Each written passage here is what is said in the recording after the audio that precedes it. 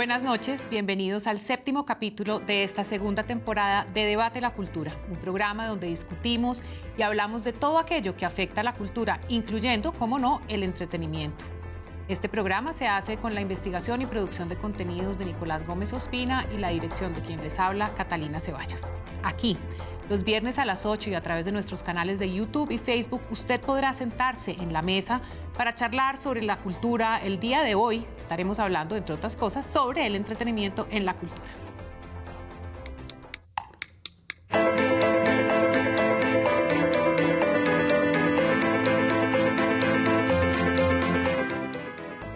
Para empezar, y antes de presentar a nuestro invitado, me gustaría dejar clara la premisa que propongo para tener en cuenta y que será la guía para nuestra conversación el día de hoy. Las actividades del entretenimiento y ocio han sido parte de la cultura de una forma u otra desde la antigüedad. La danza, la música en vivo y la narración tienen una larga tradición a lo largo de la historia, incluso cuando los estilos y métodos han ido cambiando con el tiempo. Con el pasar del mismo se ha acentuado particularmente en Occidente y esta a su vez ha sido criticada por ser un sistema de oferta y demanda en donde lo que prima es el consumo y las ganancias individuales más que el beneficio colectivo. Y, en este sentido, se convierten también en productos, proyectos o experiencias muy asociadas a un consumo de quienes pueden acceder a ellos y así entran en una lógica aspiracional. El entretenimiento se centra en la audiencia. Las industrias del entretenimiento son una colección única e interdisciplinaria de negocios en evolución que monitorean abiertamente las tendencias culturales vigentes y trabajan dentro de ellas. Los productores de entretenimiento y fundamentales para esta práctica son los nuevos artistas. Entienden el público y combinan habilidades creativas, comerciales y legales para producir productos culturales que se adapten a ellos y satisfagan sus deseos. Hoy nos acompaña por Skype Philippe Siegenthaler. Él estudió comunicación social y periodismo e hizo parte durante 8 años del equipo de Radiónica, de la Radio Pública de Colombia, que está dedicada a los sonidos alternativos. Es socio y comprador de talento en la promotora Páramo Presenta, responsable en el país de la realización de eventos como el Festival Estéreo Picnic, Baum Festival, Comunión, Notfest, Hermoso Ruido, Caravana, Unión Festival, Digital, Elemental, Bazar, entre otros. Además de haber realizado múltiples shows como los de Rubén Blades, Caifanes, Muse, Arctic Monkeys, Sting, Shaggy, por nombrar solo algunos recientes. Philippe, una tristeza no tenerte acá en el estudio, pero me encanta que nos acompañes vía Skype. Muchas gracias por aceptar nuestra invitación. Hola Catalina, a todos ustedes y los televidentes, pues un fuerte abrazo. Tienes toda la razón, siento mucho no estar en el estudio, pero pues hay razones familiares básicamente por las cuales no puedo estar presente para acompañarnos en el estudio, pero afortunadamente nos acostumbramos ya en pandemia al tema digital y pues muchas gracias por la oportunidad y por compartir estos minutos contigo.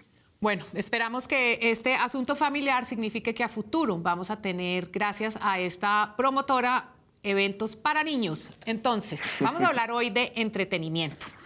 ¿El entretenimiento es ganancia o es cultura? El consumo y los aspectos pedagógicos que pueden existir o no en una experiencia que nos permite el disfrute, el esparcimiento, salirnos de nuestra cotidianidad, compartiendo con un grupo de personas como una especie de rito de celebración, y la importancia del entretenimiento en el ecosistema cultural. Y quiero empezar por plantear lo siguiente. La verdad de las cosas es que mucho de lo que hacemos como sociedad, incluso los aspectos como la religión, una misa, la educación, el modo de pensar, y ni hablar de lo que vemos por estos días en temas de políticas, medios y redes sociales, todos han sido impactadas o permeadas de alguna manera por la obligación de entretener. En otras palabras, saturarnos de entretenimiento ha dotado de alguna forma nuestro discurso como un complemento centrado precisamente en eso de distraernos de alguna manera. Entonces, la primera pregunta que tengo para Philippe es, ¿por qué crees que se da este fenómeno del entretenimiento? Pues creo que no hay una respuesta única a una pregunta tan general y la verdad tan importante para nuestra sociedad. Creo que el entretenimiento surge o es una respuesta seguramente a las ganas, necesidades que tiene la misma sociedad de ese esparcimiento, de salirse de la rutina, de intentar no permanecer dentro del cuadrado laboral, sino pues justamente recargar energías, conocer nuevos momentos, nuevas expresiones, inclusive artísticas, y en ese sentido se convierte como en un respiro, ¿no? Adicional de la vida misma. Y sí, no creo que haya un momento en específico en donde pues ese entretenimiento haya aparecido, sino yo creo que ha hecho parte de la vida misma desde nuestros más longevos antecesores, pues realmente creo que ha permeado la sociedad constantemente. A mí a rato se me ocurre que estamos muy permeados por esa cultura gringa, por la estadounidense, digamos, para decirlo correctamente, que nos ha influenciado mucho la forma en que se habla y se vive la vida cotidiana en algunos sectores de la sociedad. ¿Podría ser o consideras que eso podría ser un espejo en el que se miran de pronto los productores de eventos culturales en la actualidad? Yo creo que no solo a nosotros nos ha permeado esa cultura de entretenimiento norteamericana.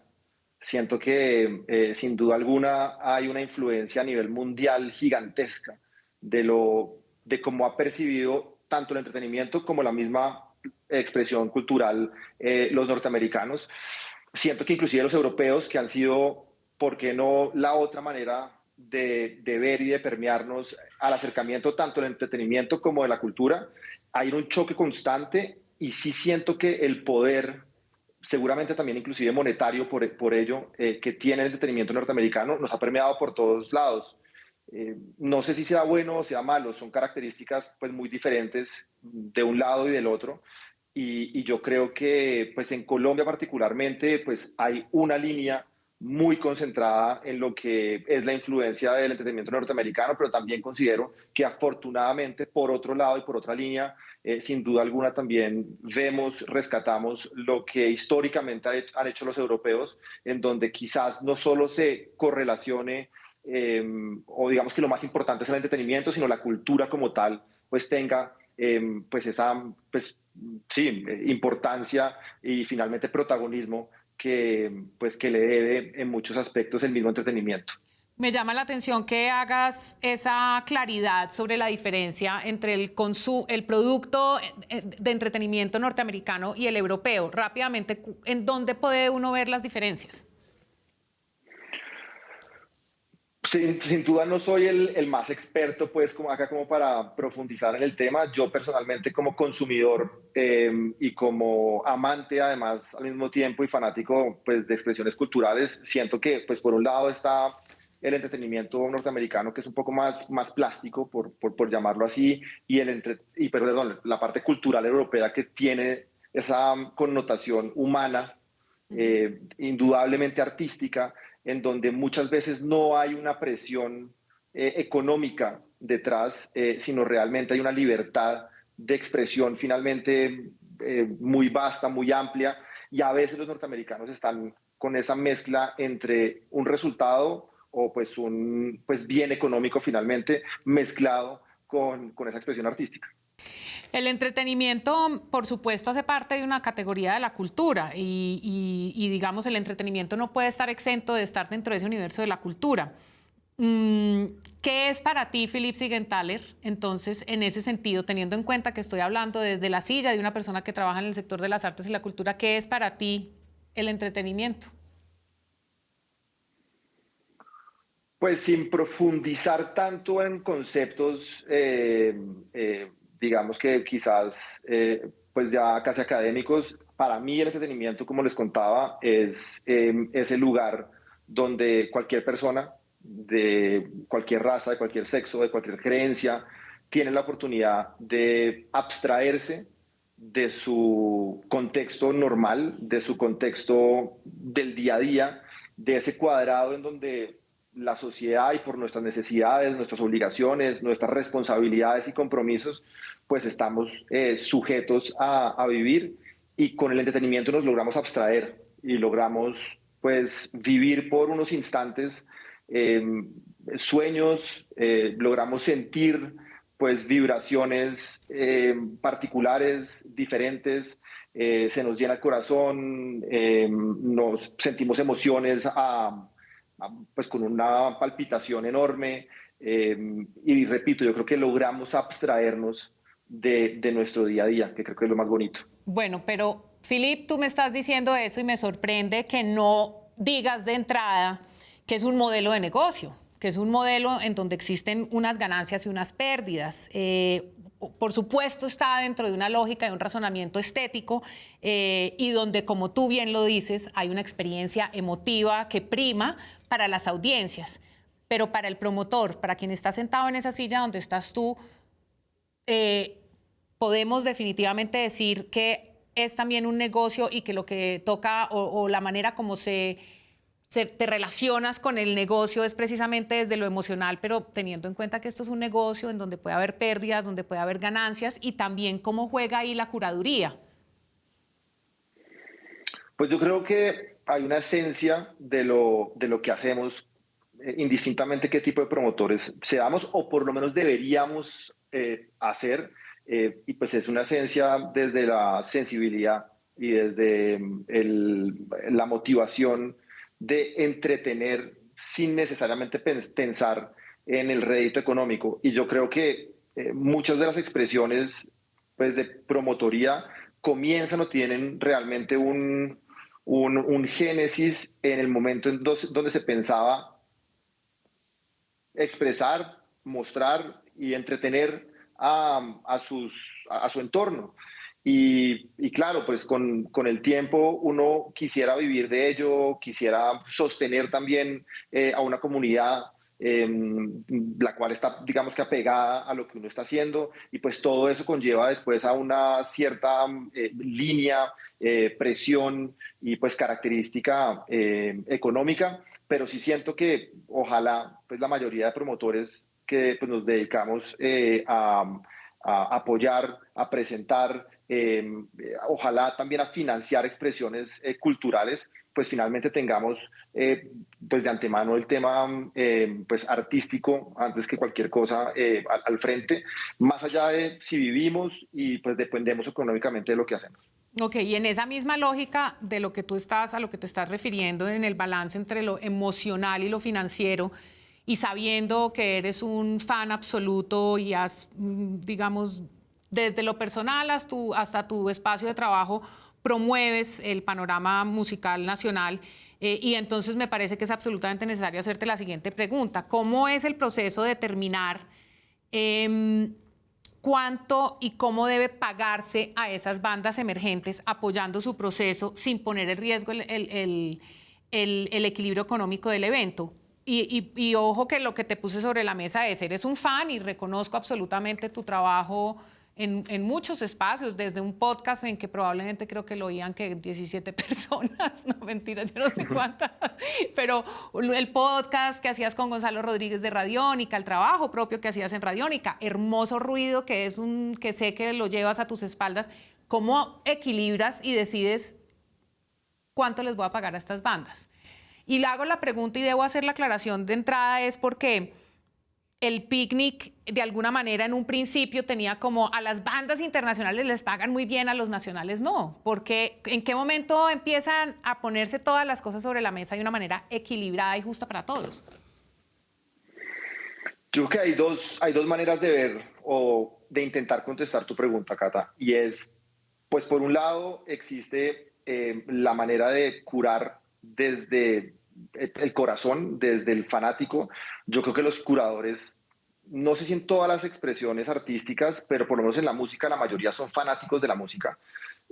Supremamente, no sé si conocedores, pero sí consumidores constantes de música en todas sus características. Dependiendo de lo que curen, pues serán más fanáticos de la música clásica o les gustará más la música latina, o por el contrario, pues estarán pues viendo nuevas expresiones musicales, pero todos pues vienen, yo creo que, y tienen que tener algo así como una característica, y es el gusto por la música. Entonces, desde ese gusto, nunca hay un racional realmente de cuánto pagarle a una banda.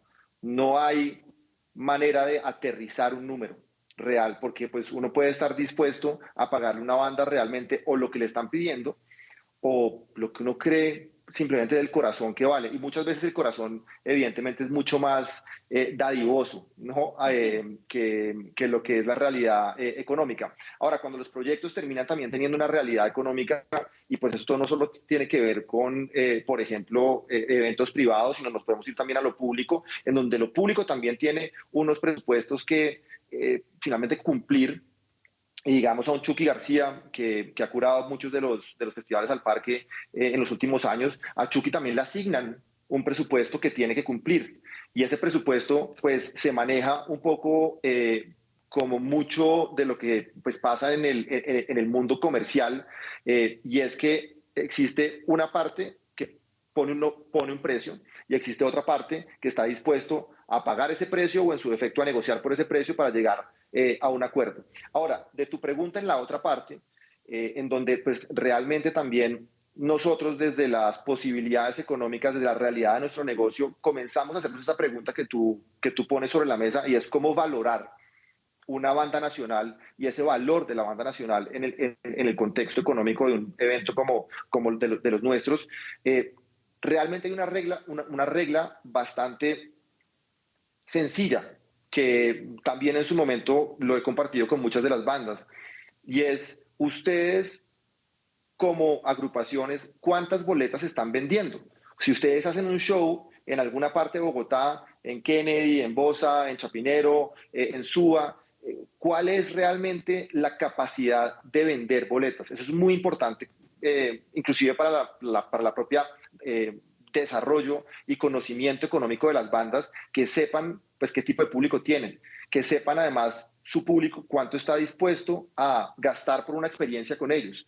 Y ahí realmente se empieza uno a encontrar con una realidad también de precio de mercado para unas bandas, como para poder racionalizar algo que, como lo decía al principio, viene desde la parte emocional y de la parte irracional, y que pues me parece también muy oportuna tu pregunta. Toca, creo que dependiendo de los proyectos, y yo creo que en la mayoría de ellos toca tener una relación o una racional económico, y la más fácil es simplemente medirlos por la capacidad de venta que pueda tener cada una de esas bandas. Bueno, esa es una. Me surgen tres cosas a partir de la respuesta que me acabas de dar. Esa fórmula que acabas de plantear, de precisamente la banda cuánto vende. Entonces yo supongo que la banda puede decir, bueno, yo estoy llenando un espacio una vez al mes de 400 personas en un bar, en un venue. Esa es entonces la manera como se mide, y eso, y digamos, ¿qué tan parte del negocio es eso, o eso es una fórmula que ustedes han decidido que es la manera de valorizar y de monetizar? Lo pregunto es, en el Estado generalmente lo que existen son unas tablas. Si usted tiene de 0 a 16 años de experiencia, le pagan tantos, de 0 a 10 tantos, de 0 a 5 tantos. Entonces mi pregunta es, ¿se ha convertido eso en una fórmula para categorizar y darle un valor a esas bandas, o es simplemente ha surgido como parte del negocio? Y lo que quiero dar a entender con esto también es que ustedes como promotores también están entrando a jugar en un escenario en el que Colombia antes esto no existía, y empezar a gestar esos procesos y esos métodos y formalizarlos pues toma un tiempo. Entonces, de nuevo, la pregunta es así? ¿Se está convirtiendo en una fórmula? Si usted está logrando meter 800 personas al mes en total, pues eso es más o menos lo que usted vale, y no los 5 millones que me está pidiendo. ¿Es así de ruda la fórmula? Bueno, no sé, si te parece ruda, me llama mucho la atención que la equiparemos con esa palabra, pero sí hay una fórmula, Catalina, de negocio, que pues uno aprende realmente en el transcurrir de la compra de talento, sobre todo internacionalmente, y sí hay una fórmula bastante clara. Hay algo que se llama, digamos, que la facturación de un evento, que los pues, gringos y los europeos le llaman el gross del evento. Entonces es cuánto factura una banda en venta de boletas. Entonces digamos que el 100% de lo que se factura, normalmente cuando un agente internacional que no tiene ni idea del mercado colombiano o latinoamericano o de cualquier otro mercado que él esté pues vendiendo ese talento, su única manera de un poco estar encima, que el promotor no termine aprovechándose del artista, porque es que pues existieron muchos años y muchas décadas en donde realmente los promotores pues se aprovechaban del talento y el talento finalmente en la concepción no de los festivales necesariamente, pero sí en la concepción de los shows propios, el que vende es el talento. Nosotros como promotores simplemente somos una vía de comunicación y una vía de promoción para que el artista pueda pues vender sus boletas. Pero en todo caso, en el momento que se dieron cuenta, en otra época, hace unos 40 años, en donde realmente las bandas estaban no viendo los réditos que merecían, entonces comenzaron los agentes a realmente preguntar por el costo de la boletería y la capacidad del lugar. La suma pues, de esas dos te va a dar el potencial de facturación de ese evento. Y cuando nosotros comenzamos inclusive a buquear bandas, los agentes estaban buscando que de esa facturación a la banda le quedara por lo menos entre el 35 y el 40% fuera el pago para la banda. El resto se entendía como pagos de impuestos, pagos de producción, pagos logísticos y finalmente pues algo de ganancia también para el promotor. Entonces ahí ya había algo de fórmula para meterle un cierto valor al artista. Y hoy en día pasa y sigue pasando lo mismo. No hay manera que tú puedas lograr decir que vas y quieres hacer un concierto para 1.000 personas, cobrar 20.000 pesos y que entonces puedas estar pagando muy inferior a ese 35-45%. Ahora, cuando las bandas son gigantes, cuando las bandas entonces, no sé, un Rolling Stones, por ejemplo, o pues inclusive algunas bandas de estadio como Coldplay, que acaba de ser anunciado, la mayoría de ellas juegan a hacer una coproducción casi con el promotor, donde el artista realmente después de costos se queda con el 85 o 90% de lo que el negocio, por ejemplo. Entonces sí hay una manera y hay una fórmula, sí. No, todo lo que tú me estás diciendo indica que sí hay una fórmula. Es decir, esto no es algo que se han inventado, sino que efectivamente existe como una práctica normal dentro de la industria del entretenimiento. Y en ese sentido, entonces tengo una pregunta muy importante. ¿Por qué si es así y las bandas lo conocen, aún así vemos tan poca profesionalización en muchas de las bandas? Bueno, esa es una pregunta increíble que no creo que tenga que ver mucho con que la respuesta a una fórmula implique que las bandas tengan la oportunidad de profesionalizarse. Yo creo que el tema de la profesionalización de las bandas surge desde que las bandas realmente puedan autosostenerse y que las bandas pues tengan un negocio y estén haciendo pues empresa a través de las shows. Diferentes, no solo sus shows, porque pues finalmente los artistas no solo hacen shows, sino de sus ventas generales, bien sea por pues la parte discográfica, el streaming, la sincronización, patrocinios, merchandising y pues obviamente los conciertos. Entonces en el momento yo creo que pues un acto o pues un proyecto es autosostenible, yo creo que en ese momento pues llega la profesionalización también del tema. Yo creo que Colombia ha avanzado muchísimo en el tema de que los artistas estén profesionalmente armados, estructurados. Tenemos una cantidad de artistas que realmente pues viven afortunadamente del tema musical, así como muchos están en la pelea, están dando creo que los pasos fuertes y correctos en encontrar ese sostenimiento, pero a veces como que muchas de las cosas que nos gustan a nosotros, pues uno ve que no están en esa madurez y uno siente que no han llegado a esa profesionalización, pero creo que hace parte del proceso, no creo que sea un pecado. No, está bien, sí, van de la mano y el hecho de que la industria del entretenimiento vaya por acá y si quieren entrar en esa dinámica, pues van a tener que ir aprendiendo y sin duda va siendo parte de la posibilidad de robustecer per se el sector. Dijiste otra cosa y antes de terminar este primer bloque lo mencionaste por encima y hablaste sobre la capacidad adquisitiva o de compra que tienen en lo público y en lo privado. Y no me quedó claro, ¿tiene más capacidad de compra lo público que lo privado? Es decir, ¿tiene más margen de compra una persona como Chucky en Rock al Parque o tiene más capacidad de compra una empresa como ustedes o como el Jamming o como el que trajo a Camilo, digamos, todas estas? ¿Quién tiene de verdad más capacidad allí de negocio? En el contexto local, indudablemente la parte privada pues tiene un potencial, pues creo que, no quiero decir sin límites, pero indudablemente mucho más fuerte que la parte pública. Finalmente, en la parte pública todos los eventos son gratuitos, o en su gran mayoría son gratuitos. Tenemos algunos eventos hoy en día en teatros públicos donde pues se vende boletería, inclusive siendo shows del Estado, lo cual me parece genial, porque la verdad es que en la parte pública estamos simplemente dependiendo de lo que a través de impuestos logremos generar para el sector cultural, pero no estamos de alguna u otra manera autoabasteciendo las oportunidades que puede tener también el sector y otras oportunidades, y en su efecto la parte privada pues depende 100% de la consecución de recursos, bien sea vía boletas, vía patrocinios, vía consumo en los mismos shows, y pues ahí hay un pues sinfín de oportunidades, hay una economía pues mucho más grande, y eso le da pues obviamente el potencial mucho más grande a la parte privada de conseguir pues unas bandas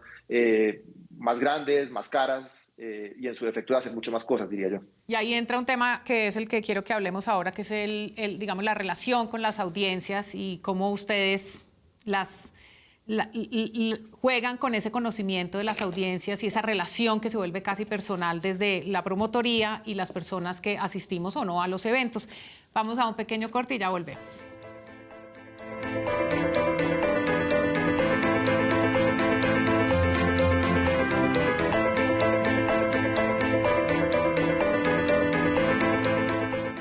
Bueno, Philippe, muchas personas quieren hacer parte de esta industria, sueñan con estar sentados ahí donde están ustedes. Mis estudiantes, por ejemplo, de gestión cultural, sueñan con ser parte del music business, conocer bandas, hacer bookings, llenar estadios. Y este es un oficio que, por ejemplo, en el caso de lo que hemos visto, comienza muchas veces con fiestas en garajes. Hace al menos unos 20 años recuerdo haber estado yendo a fiestas que organizaban los que hoy son en día promotores de Páramo y de otras empresas de promoción. Les han cancelado shows, han perdido plata, pasaron por la pandemia. Y me pregunto si su foco primordial es el conocimiento muy detallado de las audiencias. Y lo pregunto porque son ellos su fuente principal de ingresos. Entonces, Philippe, la pregunta es, ¿cómo definen a sus audiencias? Creo que dijiste algo bien bonito, Catalina, y es que, pues, indudablemente, por donde nos veamos lo que hacemos, nos debemos 100% a nuestras audiencias. Pues es lo más importante que tenemos, ese bien finalmente inmaterial del cual dependemos todos los días, del cual también nos dejamos inspirar todos los días para hacer lo que hacemos. Y pues hemos estado, creo que históricamente, intentando definir nuestras audiencias de una manera lo más cuadriculada posible dentro de lo que se puede llamar definir una audiencia, estudiándolas, haciendo pues también ejercicios tanto digitales como presenciales, de preguntarles por sus gustos, por su experiencia, por sus expectativas y sus sueños, haciendo análisis en los shows que nosotros hacemos, haciendo análisis post-show de experiencias que hayan tenido la gente. En la misma compra de las boletas también intentamos pues meter cierta retroalimentación de lo que la gente está pensando y está pues finalmente imaginándose en torno a lo que hacemos nosotros, y así poder llegar a nuestro entorno pues, de la oficina y de donde creamos pues, esas experiencias y pues dejarnos retroalimentar por una cantidad pues, de conocimiento y una cantidad pues, finalmente de detalles que vive la gente y que nos hace, yo creo que también pues, vernos en perspectiva y entender también hacia el futuro pues, cómo queremos hablar de esas audiencias, qué queremos traerle a esas audiencias y qué podemos finalmente ofrecerle a un país como Colombia. En el campo de la cultura, en particular de la gestión cultural, las audiencias o el público objetivo muchas veces está allí y de alguna manera quien está presentando un producto artístico o estético al final sabe que tiene un rol de pronto permitir que exista un pensamiento crítico, lo han dicho en esta mesa, de pronto que pueda hacer un discernimiento sobre lo estético.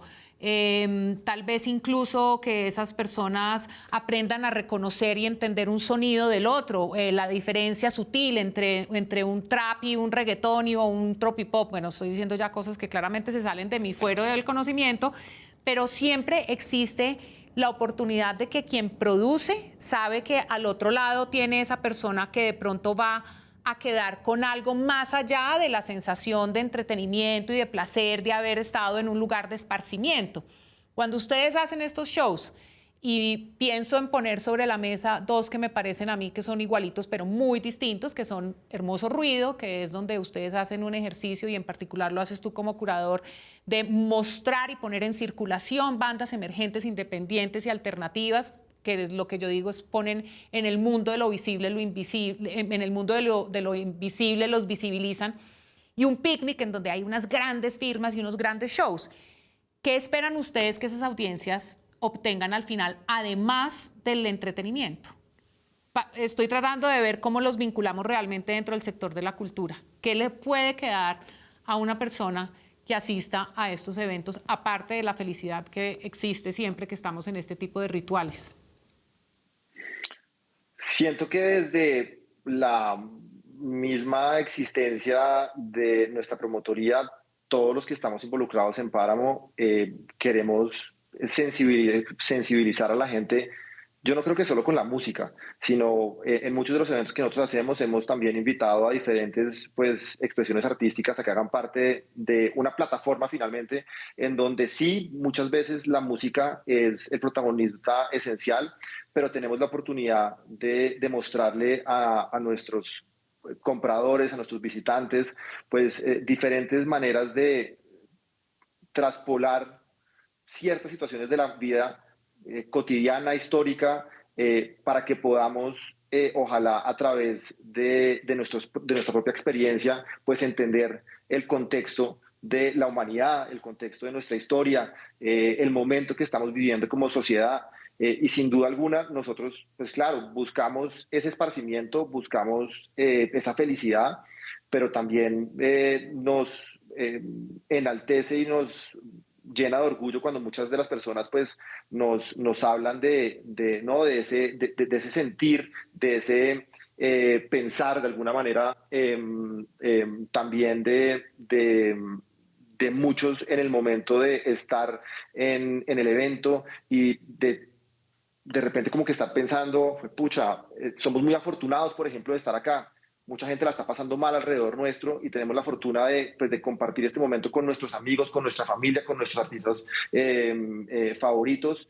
Y hay como una profunda causa, creo yo, también pues sí, emotiva y de conciencia, pues de responsabilidad también de nuestro entorno, pues que nos lleva a todo ese momento que logramos, pues, repito, olvidarnos un poco de la cotidianidad y despertar pues muchas de nuestras sensaciones, de nuestra parte romántica, de nuestra parte nostálgica, y creo que nos llena, creo que de buenas energías, nos hace ojalá salir de esos eventos a ser mejor personas, a entender nuestra situación, nuestra realidad, a intentar pues ojalá bregar por un mejor entorno, por un mejor país en dado caso, y creo que si buscamos inspirar a la gente, más allá de esa expresión de felicidad, ojalá podamos pues inspirarlos a ser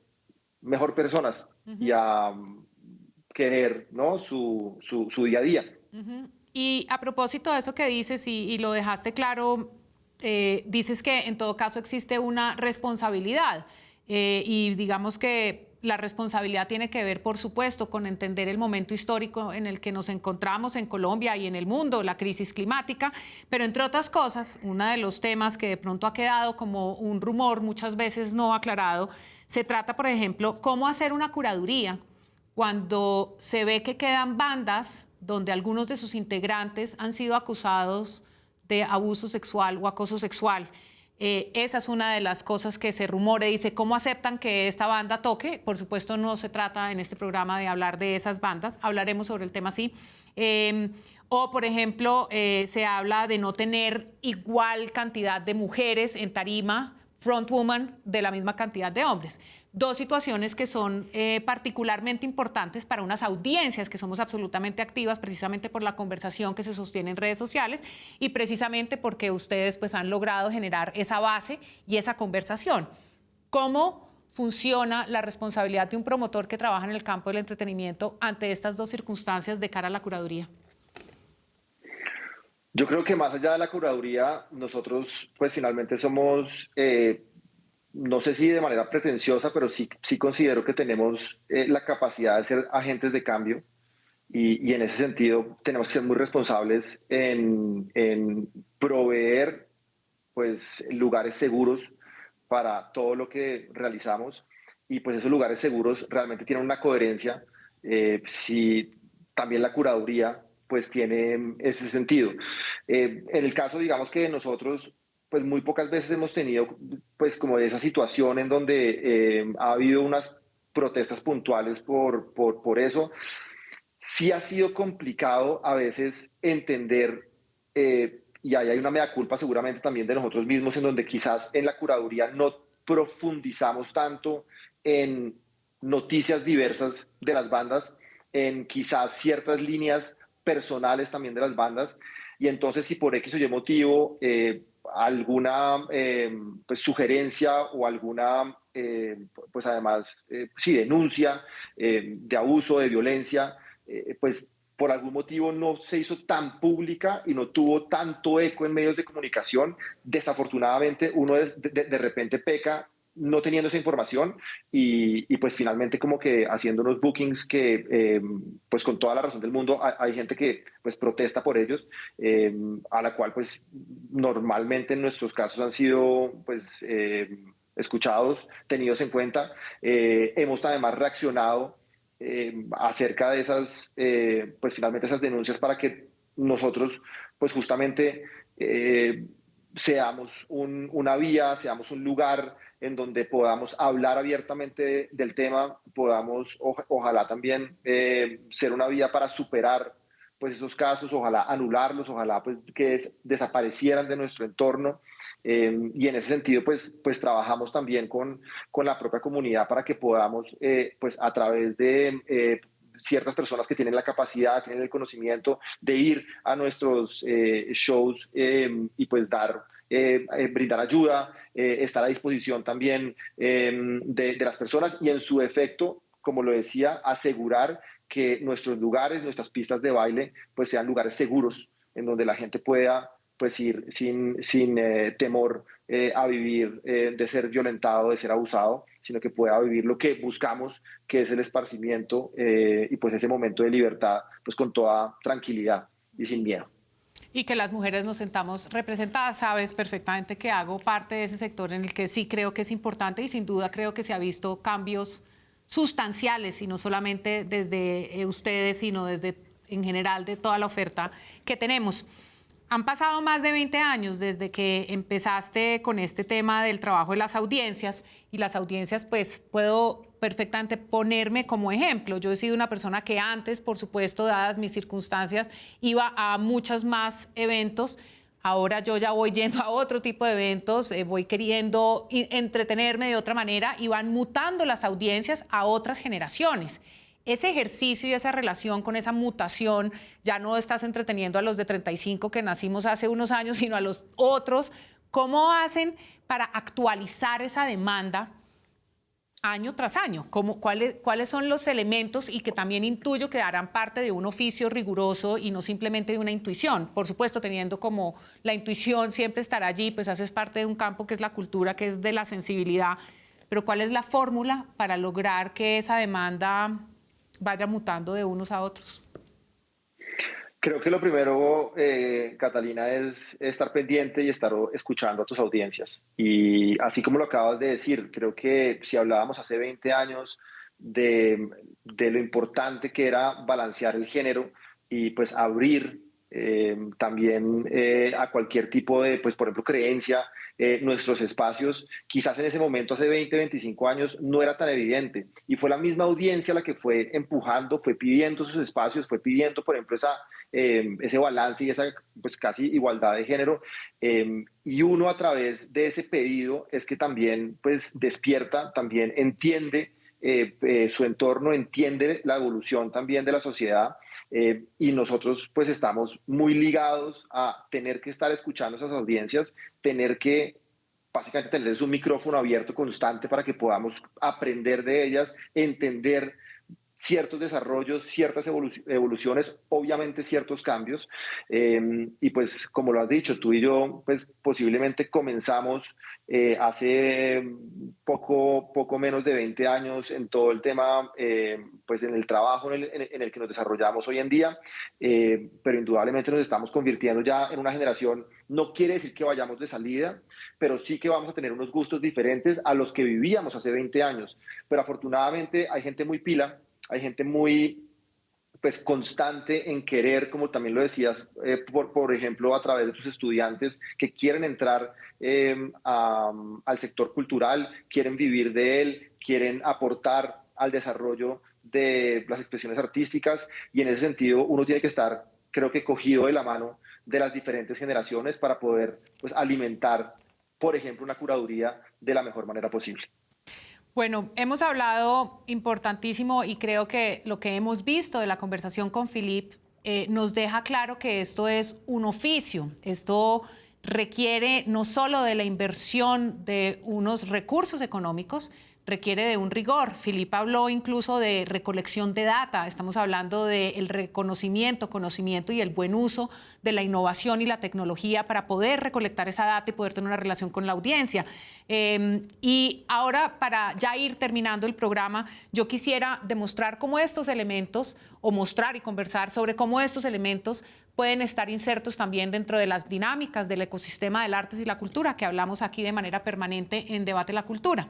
Yo entiendo la cultura como un valor de la humanidad, es decir, las artes, la gastronomía, el uso del espacio público, la relación con el entorno y, por supuesto, una nueva forma de entenderlo y expresarlo. Una cultura que en muchos casos es el origen de las canciones de pop que se corean en los estadios o arenas. En ese orden de ideas, Philippe, ¿sientes que es diferente la cultura que el entretenimiento?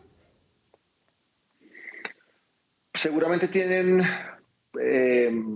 objetivos o sí, como que, ¿cómo decirlo? Como principios algo diferentes, pero para mí, y creo que pues también cada persona tendrá un concepto diferente de ello, para mí se correlacionan.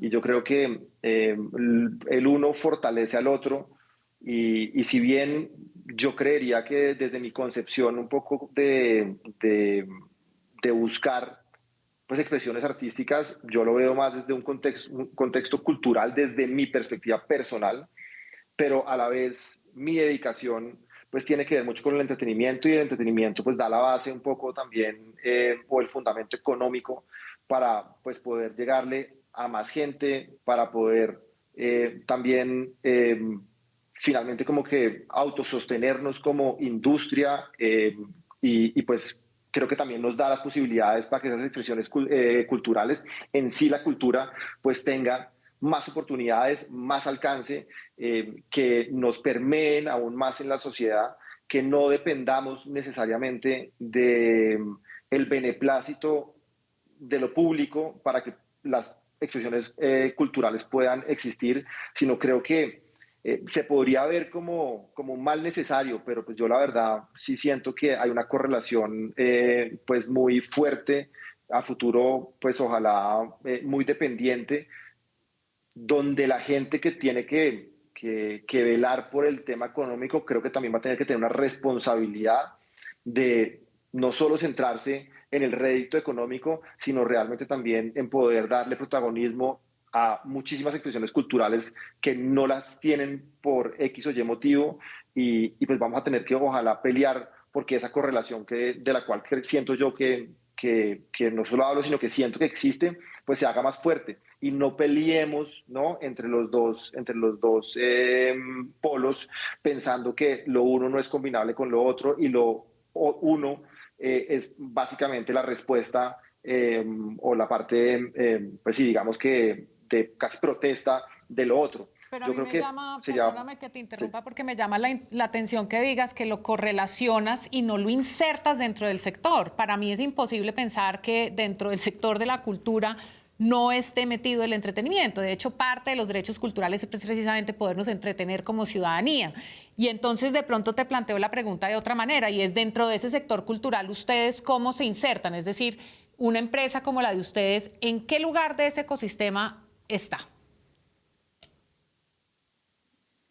Yo creo que nosotros somos pues la plataforma que finalmente eh, tiene la oportunidad, hasta casi la bondad de mostrar pues esas diferentes expresiones culturales.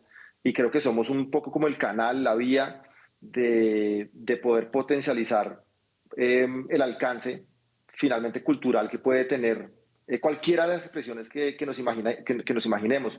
Y es ahí donde yo creo que el promotor pues tiene esa fortaleza, desde ese análisis de audiencias en donde podemos realmente pues bajar mucha información, en donde podemos compartir con los artistas, en donde podemos finalmente pues comunicarles un poco cuál es la sensación y la sensibilidad que despiertan los mismos artistas en una audiencia. Seguramente hagan del artista pues un clic, un cambio o un reto, ¿no? De quererse expresar de X o Y manera hacia el futuro. Entonces creo que si somos una vía, pues pecaría en decirlo de manera diferente, casi indispensable para que justamente esas expresiones culturales puedan tener un alcance mayor. Okay.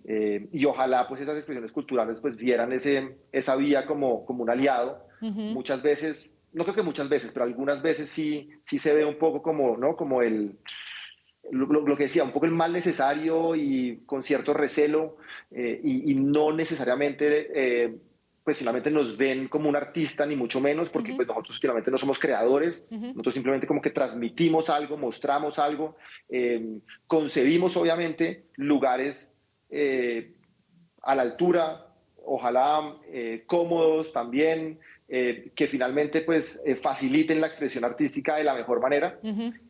Y sí siento que pues pues sí es un actor pues indispensable para que las cosas puedan crecer más, puedan tener mayor alcance y nos puedan influir como sociedad mucho más.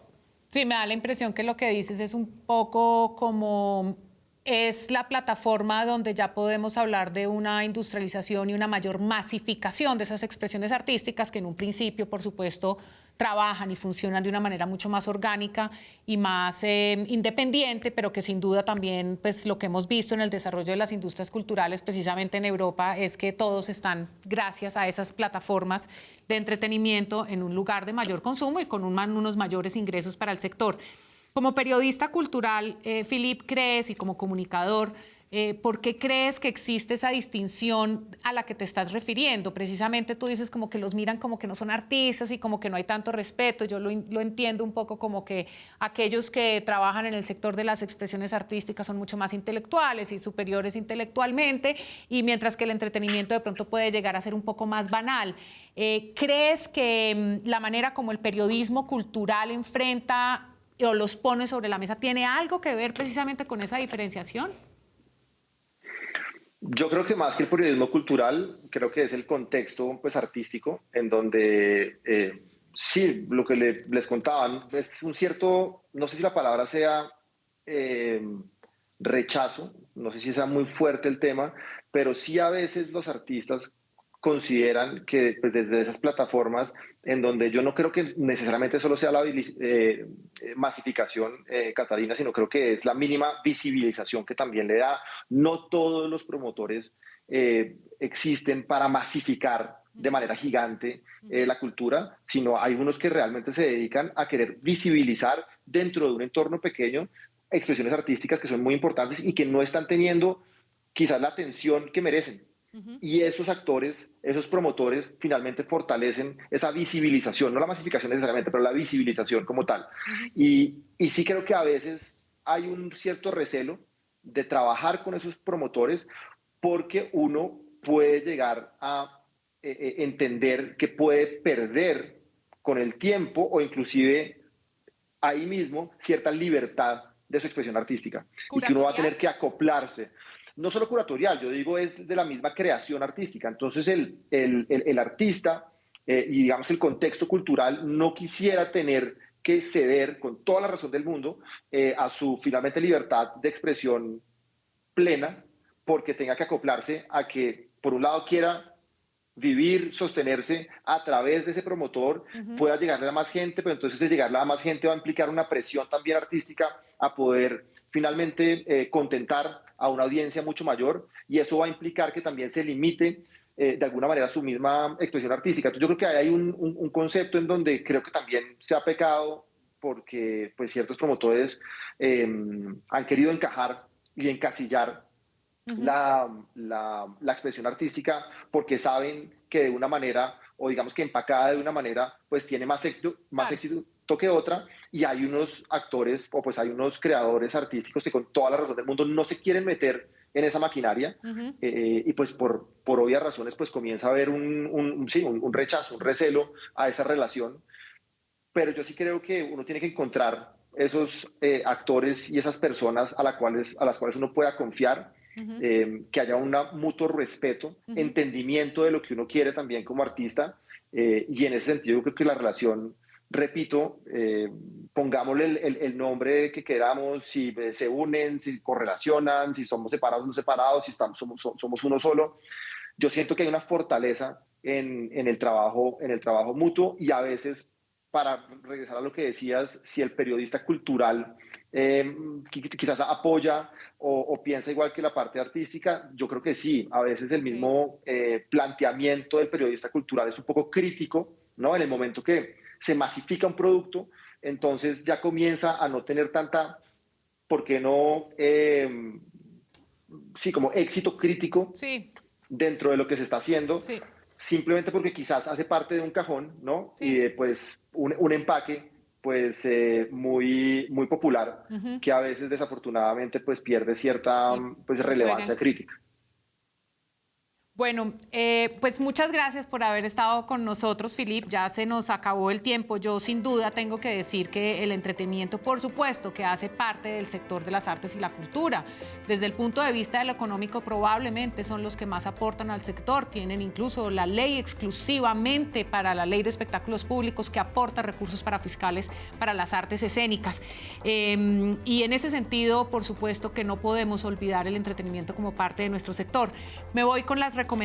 A propósito del entretenimiento y a propósito de estas fechas, si aún están buscando qué hacer en estas épocas del año, se puede pensar en ir al Carnaval de Negros y Blancos, la fiesta más grande e importante del sur de Colombia, en la ciudad de San Juan de Pasto. Se celebra del 2 al 7 de enero y ahora, si no pueden ir, importante recordar que el carnaval nació en el siglo XVI, en el año 1546, y este hecho lo caracteriza y distingue entre otras expresiones similares, empezando por la fecha en que se realiza, la cual tiene un origen netamente indígena, puesto que coincide con la celebración de la luna, la quilla, que guarda reminiscencia con los rituales efectuados por los pastos y los quillacingas, culturas agrarias que en época de cosecha honraban con danzas a la luna. Entretenimiento y cultura en un solo lugar, en San Juan de Pasto. Muchas gracias por acompañarnos. Nos vemos en 8 días.